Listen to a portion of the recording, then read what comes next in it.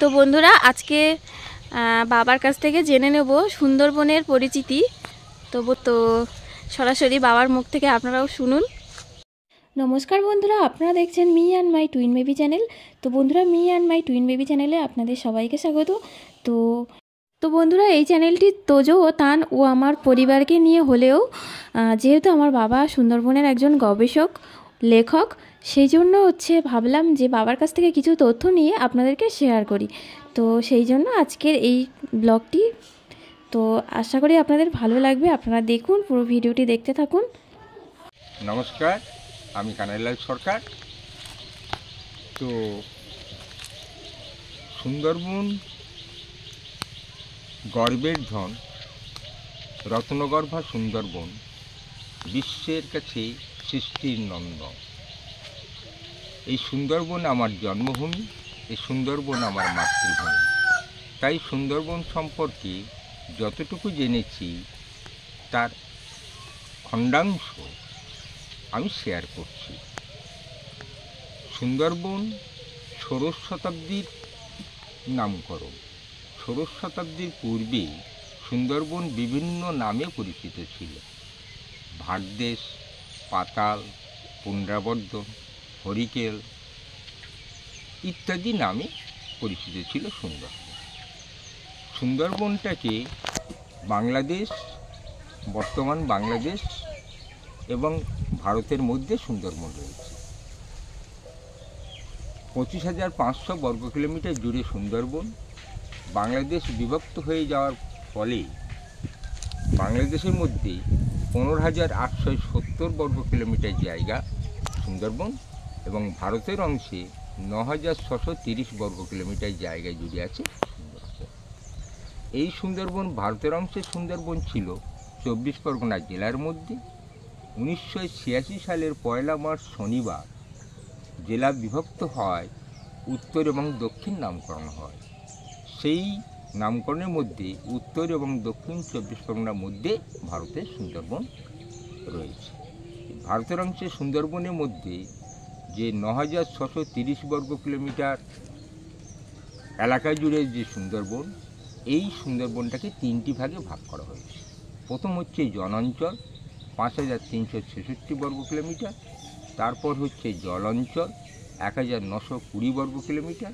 তারপর হচ্ছে বনাঞ্চল, 2,344 বর্গ কিলোমিটার। এই হচ্ছে মোট সুন্দরবন। এই জলাঞ্চল এবং বনাঞ্চল মিলে যে 4,264 বর্গ কিলোমিটার জায়গা আছে, তার মধ্যে আছে ব্যাঘ্র প্রকল্পের বাফার জোন। এই বাফার জোনের মধ্যে বাফার জোন হচ্ছে 1,554 বর্গ কিলোমিটার এবং কোর এরিয়া আছে 1,330 বর্গ কিলোমিটার। এখানে 1,330 বর্গ কিলোমিটার জুড়ে তৈরি হয়েছে অভয়ারণ্য। এই অভয়ারণ্য সুন্দরবনে 3টি আছে: সজনেখালি, লথিয়ান দ্বীপে এবং হালিডে দ্বীপে। এই জায়গাগুলো হচ্ছে কোর এরিয়া। 2,585 বর্গ কিলোমিটার জায়গা জুড়ে সুন্দরবনের ব্যাঘ্র প্রকল্পের বাফার জোন। এই জোনের মধ্যে রয়েছে বিভিন্ন প্রজাতির গাছ, 84 প্রজাতির ম্যানগ্রোভ গাছ এই বাদাবনে আছে।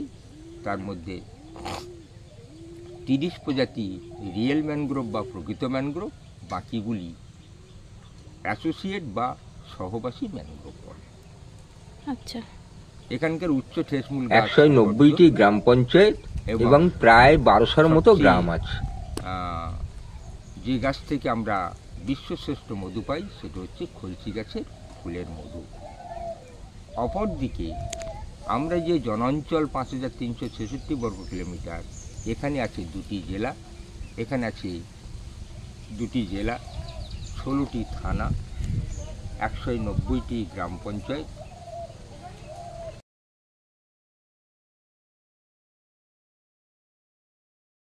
এই গ্রাম হচ্ছে সুন্দরবনের গ্রাম।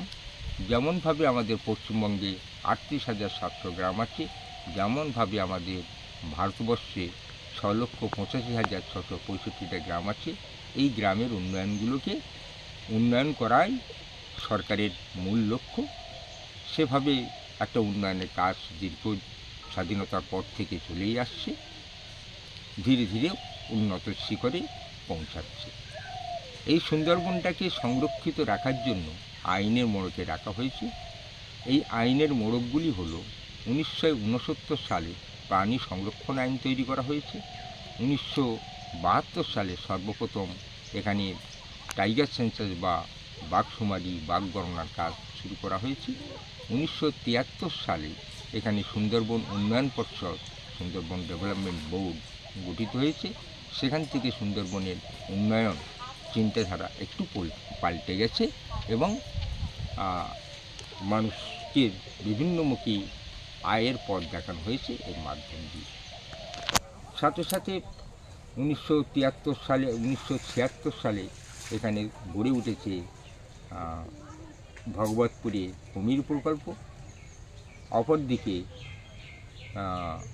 সজনেখালি, লতিয়ান দ্বীপ এবং হালিডে দ্বীপে অভয়ারণ্য তৈরি করা হয়েছে 1976 সালে। এই অভয়ারণ্যর সাথে সাথে সজনেখালিতে তৈরি করা হয়েছে কৃত্রিমভাবে কাঁকড়ার প্রজনন ব্যবস্থা, কৃত্রিমভাবে বালিকাটার ডিম থেকে বাচ্চা ফোটানোর ব্যবস্থা, অপরদিকে কৃত্রিমভাবে কুমিরের ডিম থেকে বাচ্চা ফোটানোর ব্যবস্থা ভগবতপুরে গড়ে উঠেছে। এরপরে 1974 সালে জল দূষণ ও নিয়ন্ত্রণ আইন তৈরি করা হয়েছে। 1980 সালে বন সংরক্ষণ আইন তৈরি করা হয়েছে। 1981 সালে বায়ু দূষণ ও নিয়ন্ত্রণ আইন তৈরি করা হয়েছে। 1984 সালে ন্যাশনাল পার্ক বা জাতীয় উদ্যান বিশ্ব স্বীকৃতি লাভ করেছে। 1987 সালে ওয়ার্ল্ড হেরিটেজ সাইট স্বীকৃত হয়েছে আন্তর্জাতিকভাবে। 1989 সালে সুন্দরবন জীবপরিমণ্ডল আন্তর্জাতিক স্বীকৃতি লাভ করেছে এবং এই 1989 সালে আরও একটি ঘটনা, যেটা যে নো প্লাস্টিক জোন বা বর্জ্য সংক্রান্ত আইন তৈরি করা হয়েছে।